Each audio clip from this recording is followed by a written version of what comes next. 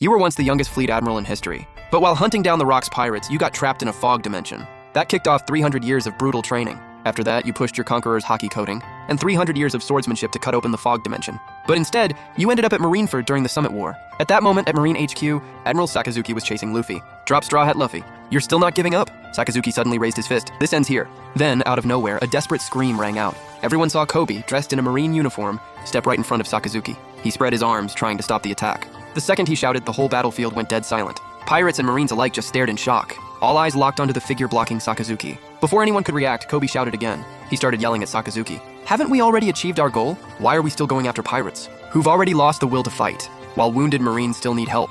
Chasing pirates who've already given up, while abandoning wounded Marines? How is that not completely stupid? The second he said that, everyone froze. Sakazuki didn't hesitate. His magma-covered fist came crashing down on Koby with a thunderous boom. The shockwave blasted out and sent Koby flying. Then a figure dropped in out of nowhere and blocked Akainu's punch. That sudden twist made everyone stare in shock again. Even Sakazuki's face changed instantly. The one who stopped him was none other than red-haired Shanks. Nice job, young Marine. Those few seconds you bought changed the fate of the world. Red-haired Shanks. As everyone looked at the figure who stepped in, panic spread through the Marines. If the red-hair pirates joined the fight, they wouldn't hold out. In that instant, a lot of Marines looked completely hopeless. Some even dropped to the ground the moment Shanks appeared. All fight gone. I'm here to end this war. Like he already knew what everyone was thinking, Shanks sheathed his sword. Then his sharp gaze swept across the battlefield. If this fight keeps going, both sides will just lose more people. If anybody still wants to keep going, Shanks placed a hand on his sword again, and his presence surged to the limit. Then bring it on. But before he could finish, a deafening blast went off beside him. A monstrous wave of Conqueror's Haki rose from thousands of meters away. Like storm clouds rolling in, it crashed down over Marineford. Shanks' pupils shrank on the spot. Then he turned and looked toward the sea.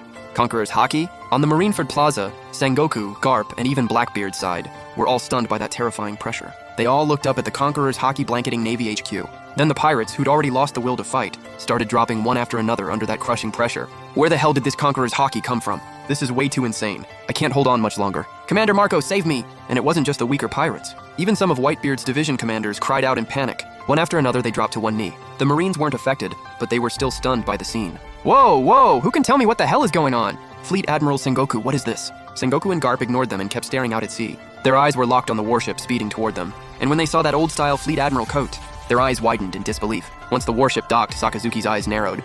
He opened his mouth in disbelief. Senior Lin Yu? Hearing that, Shanks flashed a look of shock. He looked toward the young figure standing on the deck. More importantly, judging by Sakazuki's reaction, their relationship was clearly not ordinary. Even after the ship docked, you didn't jump down right away. You just looked down over everyone standing on the frozen harbor. Then you turned your gaze to Sengoku and Garp. Your calm voice hit like thunder in everyone's ears. Sengoku, that shocked to see me? Sengoku's eyes went wide as he stared at you in disbelief. Fleet Admiral Lin Yu. The moment those words came out, the whole place erupted. Pirates and Marines alike all turned towards Sengoku. Did Sengoku just call that guy Fleet Admiral? No way, what the hell is going on? Since when did the Navy have a Fleet Admiral named Lin Yu? Why have I never heard of him? While everyone was still reeling from your identity, Koby, who had been knocked out earlier, suddenly opened his eyes. The first thing he did was look at Sakazuki in panic. Has the fighting stopped? Thank God. I'm not dead. Not realizing someone new had arrived, Koby rubbed his eyes. Then he quickly got up and bowed deeply to Shanks. Thank you. No one expected the first thing Koby would do after waking up was thank Shanks, a pirate. Sakazuki's pupils tightened slightly. Once Koby felt that sudden invisible pressure, he snapped back to reality. He looked at Sakazuki in terror and said with a trembling voice, Am I gonna die again? But if it can stop this war, I don't regret it. After saying that, he took a deep breath. Then he spoke again like he was ready to die for it. Admiral Sakazuki, this war can't keep going.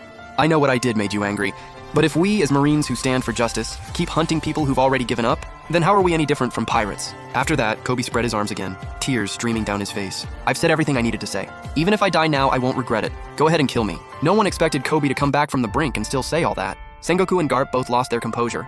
Garp flashed over and shouted, Koby, stop! As one of the few people at Marine HQ who knew who you really were. Garp understood your style better than anyone. And honestly, Sakazuki right now was basically just a younger version of who you used to be as an admiral. Sure enough, the second Garp finished speaking. You turned around to face Koby, calm as ever. Fear is part of being alive. Crying out of fear is understandable. But soldier, this is war. As a Marine, if you don't fight pirates, that's bad enough. But stepping out in the middle of war, to accuse an admiral who's fighting on the front line, is even worse than desertion. The Navy has no need for soldiers like that. The moment you finished, Hosty stepped forward and aimed his gun at Koby. Host, don't. Koby is my disciple.